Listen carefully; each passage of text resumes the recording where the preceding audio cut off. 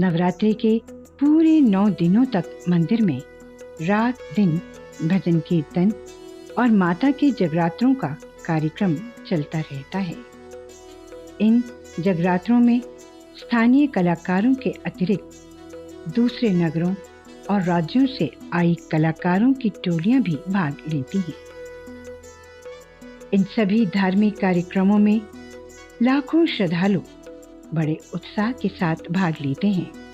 इसके अतिरिक्त नवरात्रों के समय पर मंदिर में भक्तों की ओर से लंगर का आयोजन भी किया जाता है।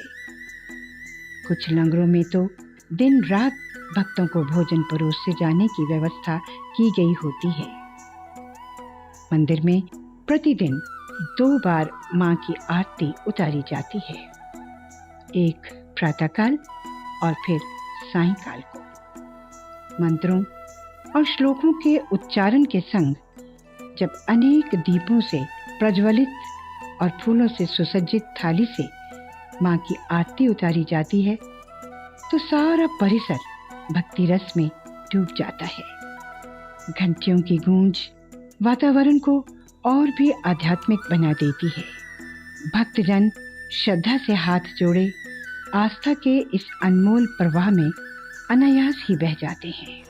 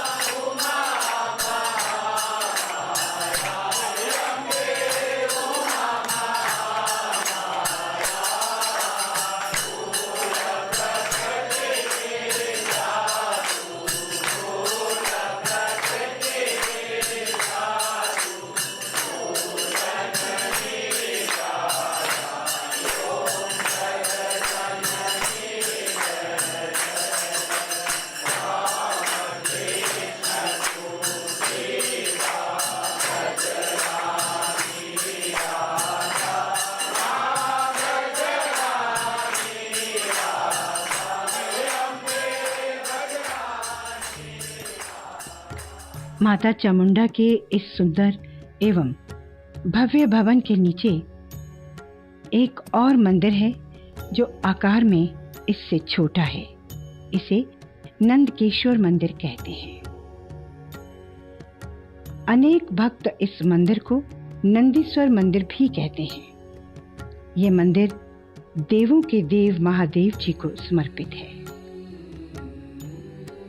यहाँ ऐसा प्रतीत होता है कि भगवान शिव ने एक शिला को अपनी शक्ति के प्रभाव से रोका हुआ है। वास्तव में इस शिला के नीचे ही शिवलिंग स्थापित है, जिस कारण ऐसा प्रतीत होता है कि उस शिवलिंग के कारण ही शिला रुकी हुई है। यहाँ भी प्रतिदिन दर्शनों के लिए भक्तों की लंबी लंबी कतारें लगी रहती हैं। सोमवार और शनिवार को भक्तों की संख्या सैकड़ों तक पहुंच जाती है। नंदीश्वर मंदिर में हर वर्ष शिवरात्रि को विशेष मेले का आयोजन किया जाता है। इस मेले में कांगड़ा के अतिरिक्त अन्य नगरों और यहाँ तक कि पंजाब और जम्मू कश्मीर से भी बड़ी संख्या में भक्तजन नंदीश्वर प्रभु के दर्शनों के लिए आते हैं। इसके अतिरिक्त मकर संक्रांति के पर्व पर भी इस मंदिर में एक बहुत बड़ा मेला लगता है। इस पर्व पर हिंदू धर्म में आस्था रखने वाले लोग पवित्र नदियों व सरोवरों में स्नान करना पुण्य कमाने के समान समझते हैं। इसलिए यहाँ भी सैकड़ों की संख्या में भक्त आकर यहाँ निकट के सरोवर में स्नान करते हैं।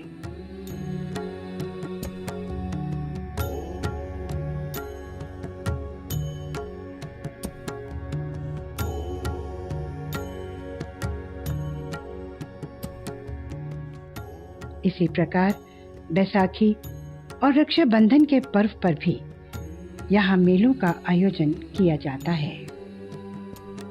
भक्तों की ओर से किए जाने वाले इस तरह के सभी कार्यक्रमों का आधार प्रभु के प्रति उनकी आस्था और विश्वास के स्तंभों पर टिका है। भगवान शिव और देवी शक्ति के प्रति लोगों के मन में जो अगाढ़ श्रद्धा है वो पूरी तरह से निस्वार्थ है।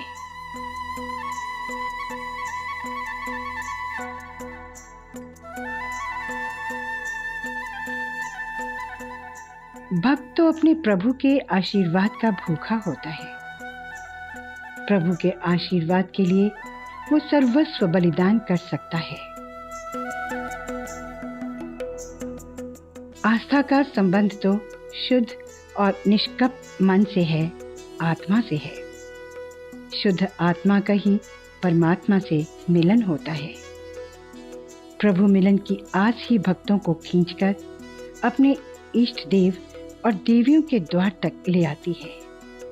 प्रभु भी अपने भक्तों को कभी निराश नहीं करते। प्रभु भी केवल भक्ति की ही चाह रखते हैं। सच्चे मन से की गई भक्ति कभी निष्फल नहीं जाती। जो व्यक्ति, चाहे वो नर हो अथवा नारी, सच्चे मन से भगवान का स्मरण करता है, उसकी हर मनोकामना स्वयं ही पूर्ण हो जाती है।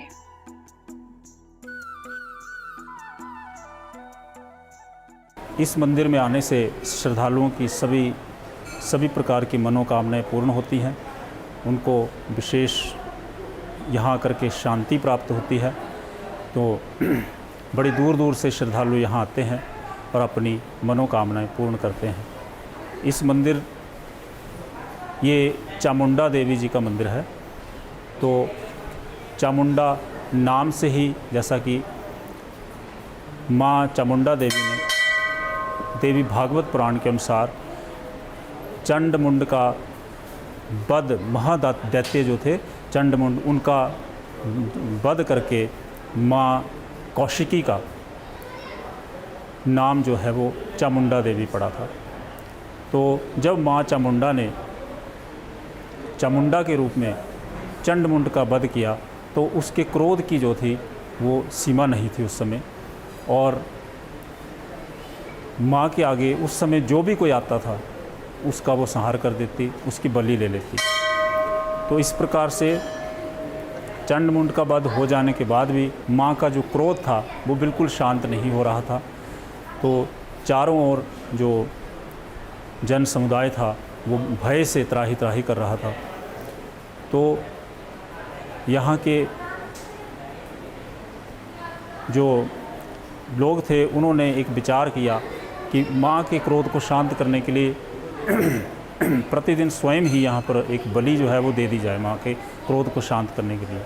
परंतु जिस दिन भी बलि में विलंब हो जाता तो माँ अति क्रोध में आ जाती। तो एक दिन की बात है, यहाँ एक कोई बुढ़िया का निवास था उसने भगवान शिव के वरदान से पुत्र की प्राप्ति करी थी। तो पुत्र भी भगवान शिव का बहुत भगत था, उसकी माँ भी बहुत भगत थी। उसके पश्चात एक दिन उसी माँ के उस पुत्र की बारी जो है वो माँ की इस बलि के लिए आ गई। तो वो बलि के लिए आ रहा था तो उसकी माँ ने उसको भगवान शिव को प्रणाम किया और शिव को प्रणाम करके उन्होंने कहा कि हे भगवान शिव जी, आपने ही मुझे इस पुत्र को प्रदान किया है और आप ही इसकी अब रक्षा करेंगे। तो भगवान शिव ने एक बालक का रूप धारण करके रास्ते में बैठ गए और जब वो बच्चा बलि के लिए आ रहा था उसको रोक लिया और उसके साथ खेल में लग गए। और खेलते खेलते उस बच्चे को ध्यान में नहीं रहा कि वो कहाँ जा रहा है और बहुत विलम्ब हो गया। तो माँ जो है वो क्रोधित हो गई और क्रोध में आकर के वो उसी स्थान पर आ गई जहाँ वो बच्चे खेल रहे थे। तो क्रोध में माँ ने भगवान शिव को नहीं पहचाना और बच्चे से पूछा कि तुमने विलम्ब क्यों किया। तो बच्चा कहता कि मैं तो समय पर आ रहा था लेकिन बार बार मुझे ये रोक रहा है। तो शिव जी ने कुछ और भी वहाँ कुछ ऐसी माँ को रिझाने वाली चिढ़ाने वाली कुछ हरकतें की। तो माँ का क्रोध जो था वो और बढ़ गया। तो माँ ने कहा कि पहले मैं तेरे को ही देखती हूँ। तो फिर माँ क्रोध में आकर के भगवान शिव के पीछे भागी। तो शिव जो हैं वो आगे आगे भाग रहे थे और माता जी पीछे पीछे उनके भाग रही थी। तो क्रोध में आकर के माँ चामुंडा जी ने उनको भगवान शिव को 5 बड़ी बड़ी शिलाएं दे मारी। तो वो शिलाएं जो है ये सामने जो पहाड़ पर्वत नज़र आता है 3 शिलाएं उसमें गिरी हैं। एक शिला एक साथ में इधर गिरी है और उस समय भगवान शिव जी जो हैं वो नीचे शिव मंदिर है। तो वहाँ पर जो शिला के नीचे वो मंदिर है तो वहाँ पर शिव जी बैठे हुए थे छुप करके। तो एक शिला ठीक उनके ऊपर आ गई। तो जैसे ही वो शिला उनके ऊपर आई तो भगवान शिव ने उसको एक उंगली में उसको रोक लिया और वो शिला हवा में ही वहाँ रुक गई। तो माँ चामुंडा ने जब ऐसा देखा कि एक छोटे से बालक ने इतनी विशाल शिला को कैसे रोक लिया, तो उन्होंने अंतर्दृष्टि से देखा तो उनको ज्ञान हुआ हो ये तो भगवान शिव जी हैं। तो माँ का क्रोध जो था वो एकदम से शांत हो गया और फिर वो भगवान शिव जी से वो क्षमा याचना करने लगी। तो भगवान शिव ने उनको आदेश दिया कि अब आज के बाद आप किसी की बलि नहीं लोगी और मेरा आपको आदेश है कि आप इस स्थान पर विराजमान हो और मैं भी इसी स्थान पर आकर के विराजमान रहूँगा। तो ये जो स्थान है ये शिव और शक्ति का अनूठा संगम है। माता चामुंडा देवी का ये मंदिर और उसके निकट स्थित नंदीकेश्वर प्रभु का मंदिर हमारी धार्मिक और सांस्कृतिक धरोहर के खजाने का एक ऐसा मूल्यवान रत्न है जिसका सम्मान और संरक्षण सभी का साझा दायित्व है। हमें अपने धर्म और समाज की पहचान आने वाली पीढ़ियों तक सुरक्षित रखने के लिए ऐसे पवित्र स्थलों को संरक्षित रखना ही होगा। अपने कंठ में नाग और जटाओं में गंगा धारण करने वाले भगवान शिव तथा शरद ऋतु में 9 दिन तक जिस माँ भगवती की घर घर पर पूजा की जाती है उस माँ शक्ति को हमारा बार बार प्रणाम है।